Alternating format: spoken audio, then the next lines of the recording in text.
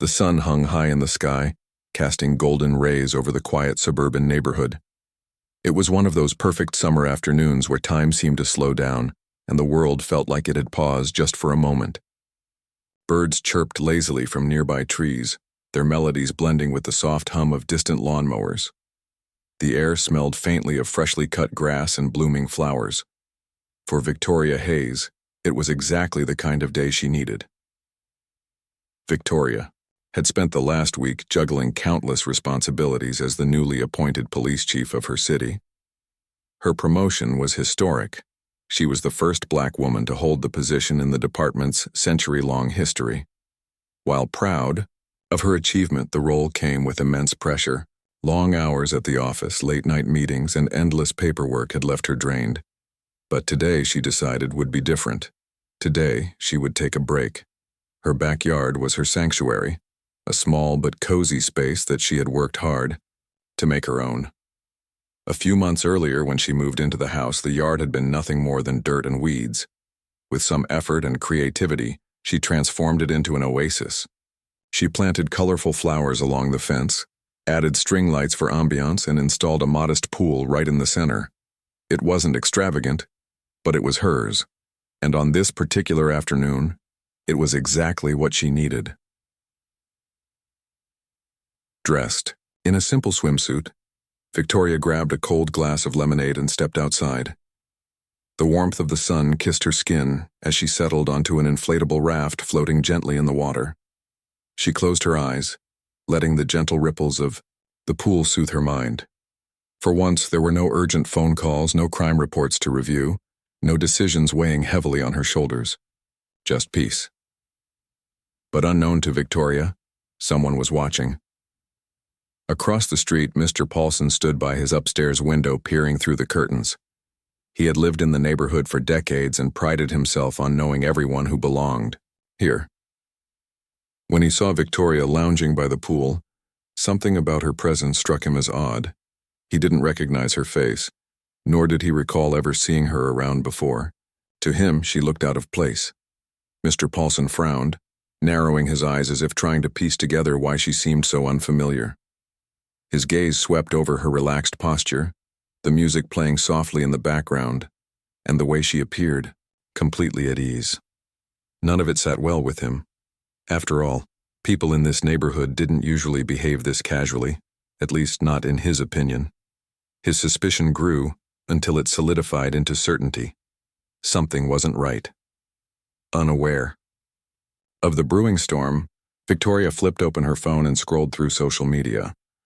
She chuckled at a funny meme shared by a friend and snapped a quick selfie with the caption, "Finally taking a break." As she posted the picture, she couldn't shake the feeling that this rare moment of tranquility might not last much longer. Little did she know, her instincts were spot on. Mr. Paulson paced back and forth in his living room, his mind racing with thoughts. He glanced out the window again to confirm what he had seen. Yes, the woman was still there, still lounging by the pool, still looking far too comfortable for his liking. The more he thought about it, the more convinced he became that something wasn't right. In his mind, she didn't fit the image of someone who belonged in this neighborhood. He muttered under his breath, "Who is she? And why is she using that pool like it's hers?" His voice carried a mix of frustration and suspicion, as if her mere presence was an affront to the order he believed the neighborhood should maintain. To him, it didn't matter that the house looked lived in, or that she seemed completely at ease. What mattered was that he didn't recognize her, and that was enough to label her as suspicious. With a deep sigh, Mr. Paulson reached for his phone on the coffee table. He hesitated for a moment, staring at the device. Was he overreacting? Maybe. But then again, what if he wasn't? What if she really was up to no good? His neighbors trusted him to keep an eye on things, and he wasn't about to let them down. After all, he told himself, it was better to be safe than sorry. His fingers hovered over the keypad before finally dialing 911. The operator answered promptly, her calm voice cutting through the tension in his chest. 911, what's your emergency? She asked. Clearing his throat, Mr. Paulson leaned closer to the phone, lowering his voice as though someone might overhear him. Yes, I'd like to report a situation," he began, choosing his words carefully. "There's a woman in my neighbor's backyard. Well, not my backyard, but the one across the street. She's black and she's sunbathing by the pool like she owns the place." The operator paused briefly, likely noting the tone of his voice. "Are you sure she doesn't live there, sir?" "Positive," Mr. Paulson replied quickly, his certainty masking any doubt he might have felt earlier. "I've lived here for years and I've never seen her before. Trust me, she doesn't belong here, it just feels off." He added extra emphasis to the last word, as if to convince both the operator and himself. "And how do you know she's trespassing?" The operator pressed gently, trying to gather more details. "Well, I don't see how anyone like her could afford a house in this neighborhood," he said without thinking, immediately regretting the slip. Realizing how that sounded, he scrambled to recover. "I mean, she just seems out of place, you know? Like maybe she's casing the house or planning to steal something. You can't be too careful these days." The operator assured him that officers would be dispatched to investigate. As he hung up the phone, Mr. Paulson felt a strange mix of relief and unease. On one hand, he had done what he thought was right. He had taken action to protect his community. On the other hand, he couldn't shake the nagging feeling that he might have jumped to conclusions too quickly. Still, he pushed those doubts aside, convincing himself that he was justified. Down below, Victoria remained blissfully unaware of the chain reaction set into motion by Mr. Paulson's call. She adjusted her sunglasses, closed her eyes, and let the music from her Bluetooth speaker wash over her. For now, the world outside her backyard was quiet, peaceful even. But soon, the flashing lights of patrol cars would disrupt the serenity, turning what should have been a relaxing afternoon into something far more complicated. The quiet hum of the neighborhood was suddenly interrupted by the distant sound of sirens. At first, the noise was faint, blending with the ambient sounds of summer, children laughing down the street, a dog barking in the distance, the occasional rumble of a passing car. But as the sirens grew louder, their urgency became impossible to ignore. Victoria opened her eyes, squinting against the sunlight as she tilted her head toward the sound. 2 patrol cars turned onto her street, their flashing lights reflecting off the windows of nearby homes. For a moment she froze, unsure of what was happening. Her mind raced through possibilities. Had there been an accident? Was someone in trouble?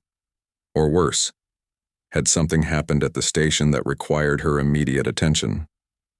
She sat up on the inflatable raft, water sloshing gently around her, and watched as the cars rolled to a stop in front of her house. The sight of the police vehicles parked outside her gate sent a ripple of confusion through her body. 2 officers stepped out, their uniforms crisp under the bright sun. They exchanged a quick glance before walking toward her backyard. One of them called out, his voice firm but not unkind. "Ma'am, can you step out of the pool, please?" Victoria blinked, startled by the request. For a split second, she wondered if this was some kind of prank. But the serious expressions on the officers' faces told her otherwise. Slowly, she climbed off the raft, her bare feet touching the cool tiles surrounding the pool. Water dripped from her swimsuit as she stood up straight, meeting their gaze with a mixture of curiosity and concern. "Is everything okay?" she asked, her tone calm but laced with confusion. She instinctively reached for the towel lying nearby, wrapping it around herself as she took a step closer. Despite the casual setting, years of experience in law enforcement kicked in, and she maintained her composure.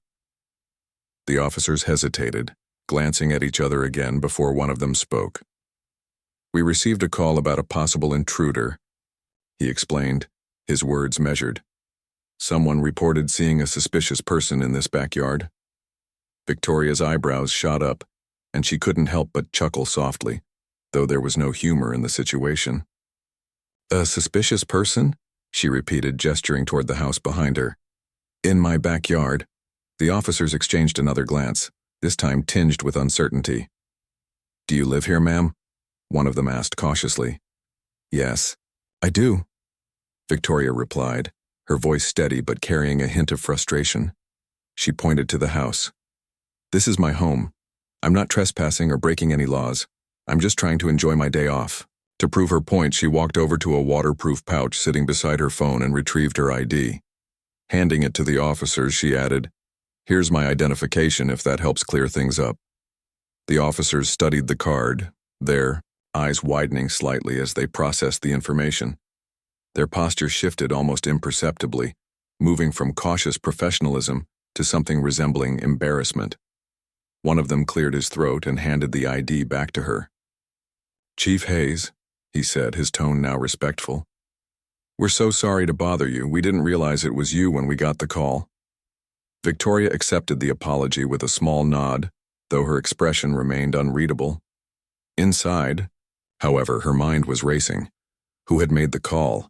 And why would anyone think she didn't belong in her own home? As much as she wanted to brush it off as a simple misunderstanding, she knew better. This wasn't the first time someone had questioned her presence in spaces where they assumed she didn't fit in. Still, she kept her emotions in check, focusing, instead on getting answers. "Who called this in?" she asked, her voice calm but firm. The officers hesitated, clearly uncomfortable, but eventually revealed the name. Mr. Paulson. Victoria's lips pressed into a thin line as she absorbed the information.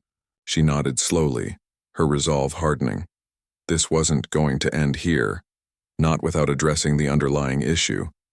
Victoria's mind was a whirlwind of emotions as she processed the officer's revelation. Mr. Paulson. The name echoed in her thoughts, each repetition fueling a mix of frustration, disbelief, and determination. She had never met him face to face, but she knew exactly who he was, the older man who lived across the street. His neatly trimmed lawn and perfectly aligned flower beds were hard to miss. He always seemed to be watching, whether it was through his upstairs window or while tending to his garden. Victoria had noticed his curious glances before but hadn't thought much of them. Now, those glances took on a new meaning. After thanking the officers for their apology and sending them on their way, Victoria stood in her backyard for a moment, letting the weight of the situation settle over her. The sun still shone brightly, and the faint sound of music from her speaker lingered in the air, but the peaceful atmosphere she had enjoyed earlier was gone. Instead, there was an undeniable tension, a quiet storm brewing beneath the surface. She tightened the towel around her waist and made up her mind. This wasn't something she could or would ignore. Dressed in her swimsuit and flip-flops, with her hair still damp from the pool, Victoria walked briskly toward Mr. Paulson's house. Her bare feet patted softly against the pavement, and the slight chill of the breeze contrasted with the warmth of her skin. She didn't care about appearances. This wasn't about looking intimidating or formal. It was about confronting the issue head-on and demanding answers. When she reached his front door, she knocked firmly, the sound echoing through the quiet neighborhood. A few seconds passed before the door creaked open, revealing Mr. Paulson. His eyes widened instantly as he recognized her. The color drained from his face, and for a moment, he looked like a deer caught in headlights. Clearly, he hadn't expected her to show up at his doorstep so soon, or at all. "Hi," Victoria began, her voice calm but carrying an unmistakable edge. "I'm your new neighbor, and also the police chief." She paused, letting the words sink in. "Care to explain why you thought I didn't belong in my own backyard?" Mr. Paulson stammered, clearly flustered. "Oh, Chief Hayes, is it? I didn't realize it was you," he said, fumbling over his words. "I just saw someone by the pool and thought, well, I wasn't sure." "You weren't sure?" Victoria interrupted, raising an eyebrow. Her tone remained measured, but there was no mistaking the sharpness beneath it. "You called the police because you saw me, a black woman, sunbathing, in my own pool, and you assumed I didn't live here?" Mr. Paulson shifted uncomfortably, avoiding eye contact. "It's not like that," he insisted, though his voice lacked conviction. "I've lived here for years and I've never seen you before. I thought maybe you were trespassing or, I don't know, casing the place." Victoria crossed her arms, her expression unyielding. "So let me get this straight.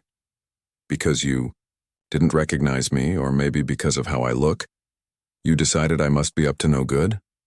Did it ever occur to you to check first?" Or did you just assume the worst? He opened his mouth to respond but quickly closed it again, unable to find the right words. The silence between them stretched heavy with unspoken truths. Finally, he sighed and looked down at his shoes. Look, I'm sorry if I caused any trouble. That wasn't my intention. Victoria studied him for a moment, her gaze steady. She could see the discomfort in his posture, the way he fidgeted with the hem of his shirt. Part of her wanted to believe he truly regretted his actions, but another part couldn't ignore the deeper implications of what had happened. This wasn't just about one man making a mistake. It was about the biases that shaped his assumptions and the ripple effects they could have on others. I appreciate the apology, she said finally, her voice softer but still firm. But this isn't just about me. What you did today reflects a bigger problem, one we all need to work on. Next time, think twice before jumping to conclusions. Because when you call the police on someone based on nothing more than a stereotype, it can lead to consequences far worse than embarrassment. With that, she turned and walked back toward her house, leaving Mr. Paulson standing in stunned silence. As she stepped onto her porch, she felt a mix of exhaustion and resolve. This wasn't the end. It was only the beginning of a conversation she planned to take far beyond her backyard. Back inside her home, Victoria closed the door behind her and leaned against it for a moment, letting out a long breath. The confrontation with Mr. Paulson had been brief but emotionally charged, leaving her mind buzzing with thoughts. She walked over to the kitchen counter where her phone lay untouched since earlier that afternoon. Picking it up, she noticed several missed calls and messages from colleagues and friends. Word of what had happened was already spreading. Social media, as usual, had worked its magic. For a few minutes, Victoria simply stood there, staring at her reflection in the darkened window above the sink. Her damp swimsuit clung to her skin and her hair was still tied back in a loose bun. Despite everything, she looked calm on the outside, but inside, she felt anything but. This wasn't just about her. It was about something much bigger, a pattern she'd seen play out countless times before, both personally and professionally. She thought back to all the stories she'd heard during her years in law enforcement. Black men being pulled over for no reason, women being followed around stores, children being treated differently in schools. These weren't isolated incidents. They were symptoms of a deeper issue.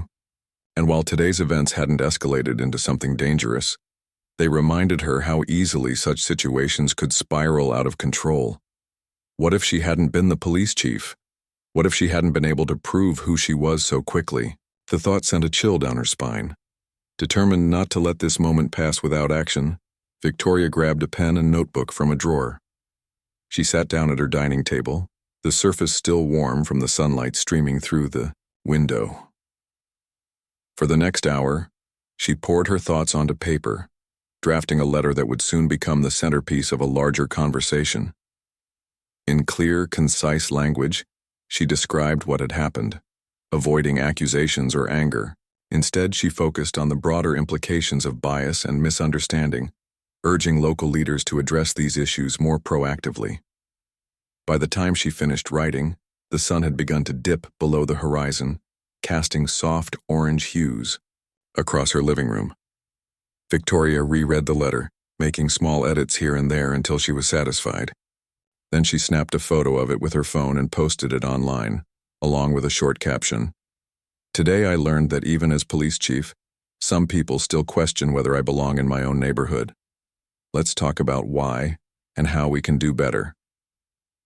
Within minutes, her post went viral. Comments flooded in from all corners of the community, some offering support, others sharing their own experiences, and a few expressing skepticism or outright denial. But amidst the noise, one thing became clear. People were paying attention.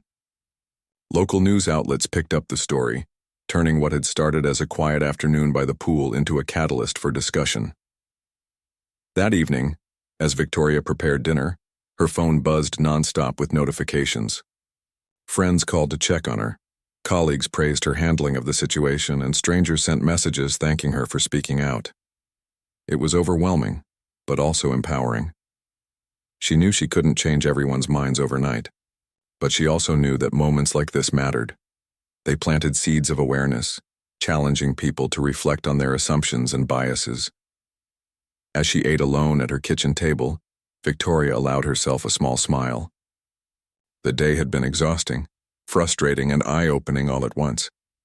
But it had also reminded her of why she had taken on the role of police chief in the first place, to make a difference, no matter how difficult the journey might be. Tomorrow, she decided, she would take the next step. She would use this moment not just to call out injustice but to inspire change.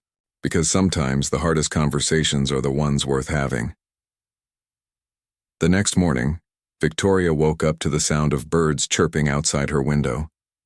A stark contrast to the whirlwind of attention her story had sparked overnight.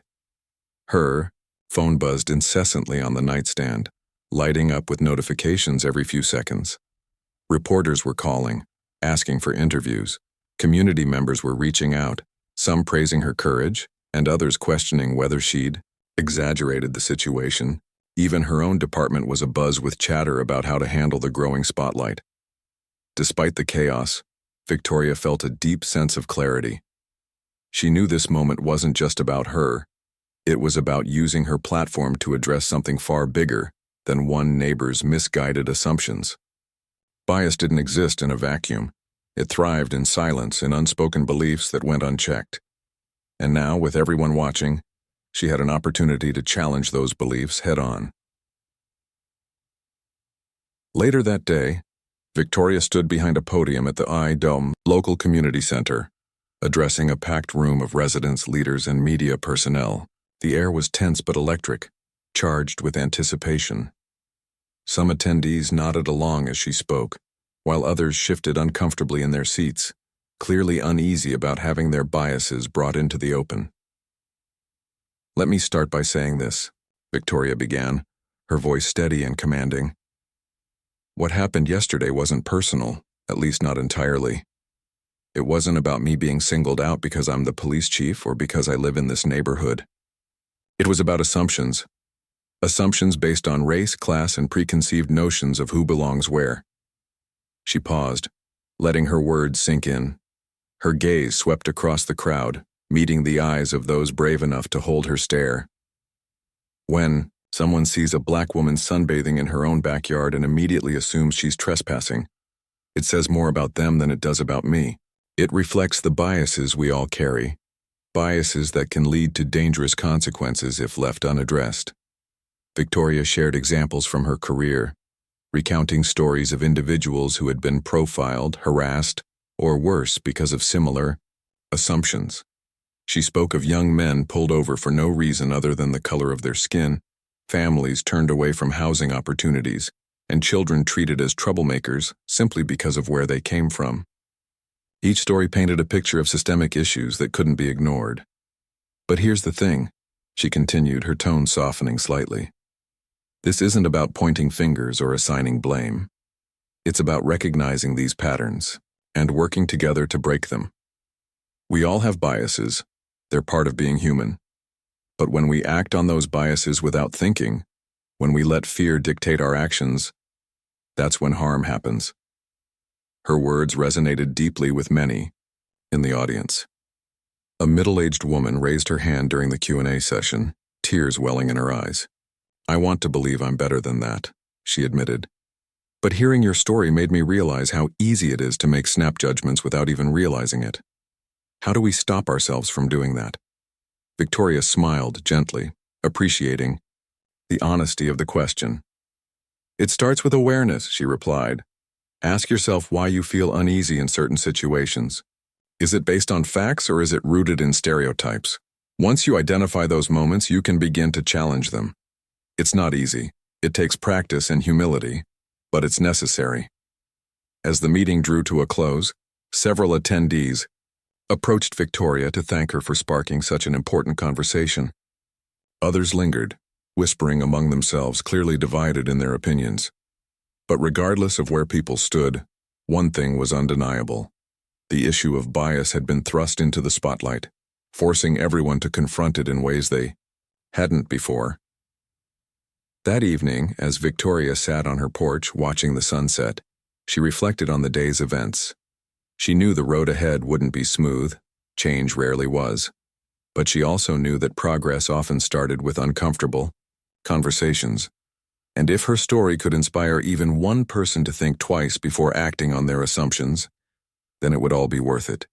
By the following morning, Victoria's story had exploded far beyond the confines of her neighborhood.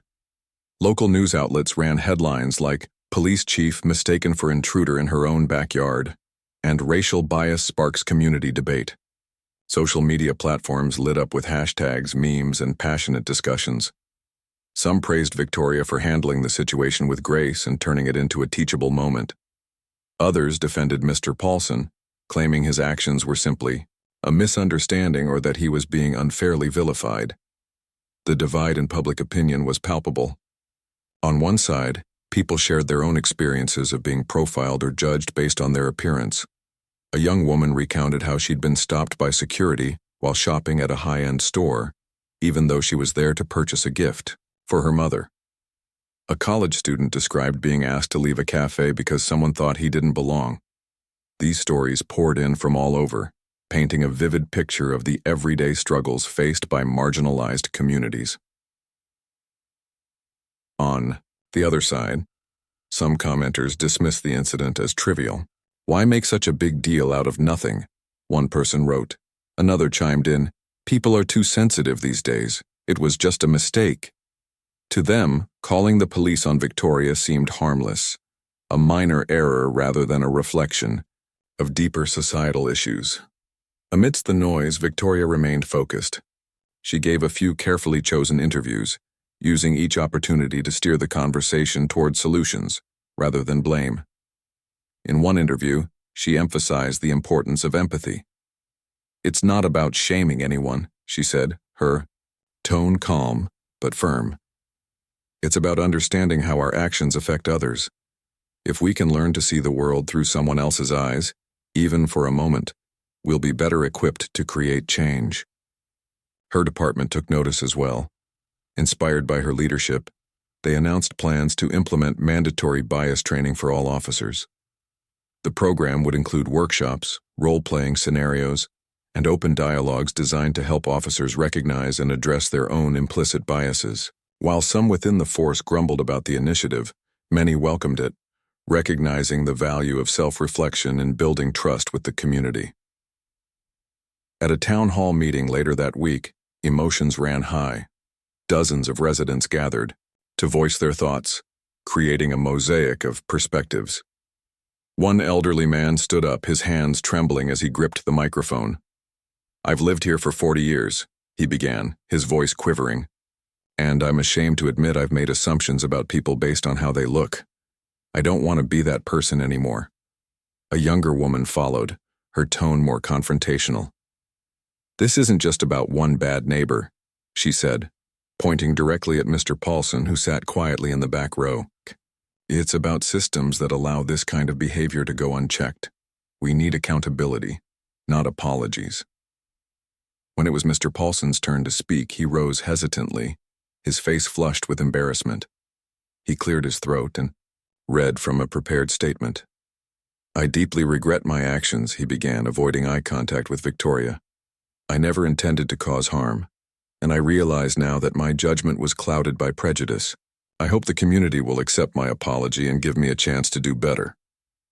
His words drew mixed reactions.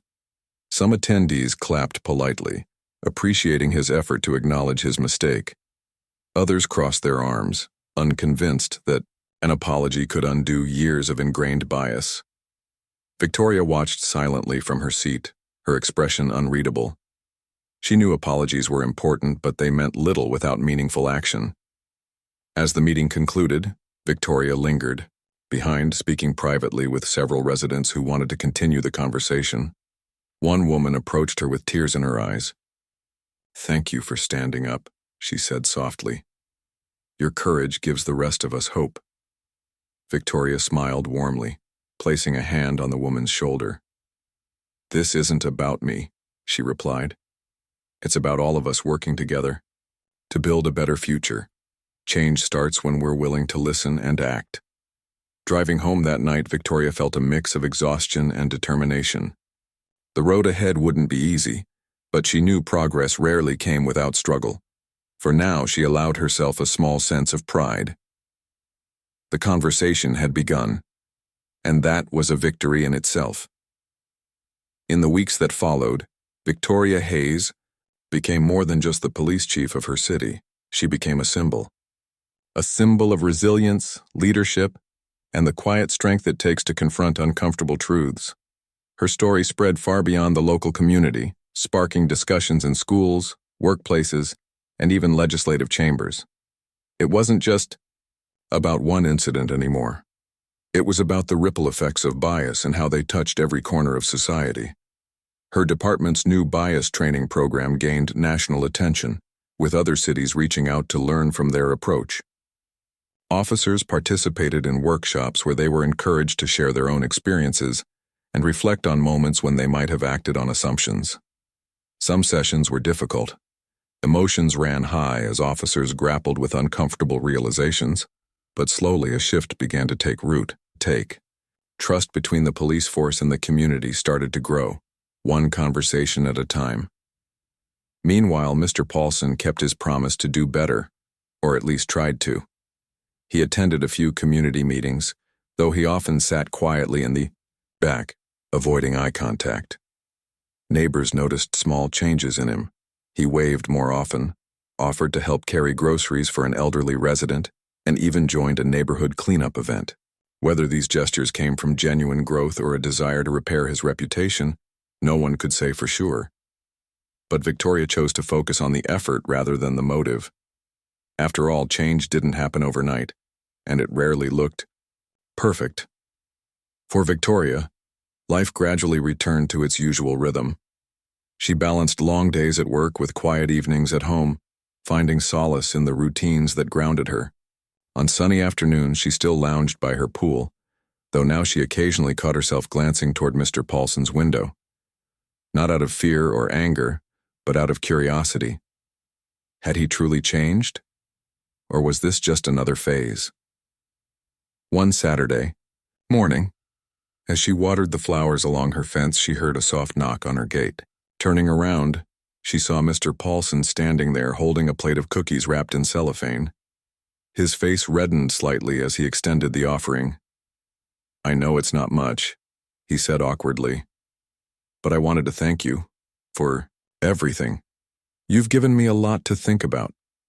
Victoria studied him for a moment, then nodded and accepted the plate. "Thank you," she replied simply. There was no need for grand speeches or dramatic apologies. Sometimes a small step forward was enough. As summer faded into fall, Victoria found herself reflecting on the journey she'd been through. The incident had forced her to confront not only the biases of others, but also her own vulnerabilities. She realized that while she couldn't control how people saw her, she could control how she responded. And in choosing to respond with grace and purpose, she had turned a painful moment into an opportunity for growth. Not just for herself, but for her entire community. On a crisp autumn afternoon, Victoria sat by her pool once again, this time wrapped in a cozy sweater. The leaves had begun to turn shades of gold and crimson, scattering across her yard like confetti. As she sipped her tea, she thought about how far she'd come since that fateful day. The scars of bias wouldn't disappear overnight, but neither would her determination to fight them. And so, as the sun dipped below the horizon, painting the sky in hues of orange and pink, Victoria allowed herself a rare moment of peace. The world outside her backyard was still imperfect, still filled with challenges waiting to be faced. But for now, she let herself believe in the possibility of change, in the power of courage, and in the hope that tomorrow could always be better than today.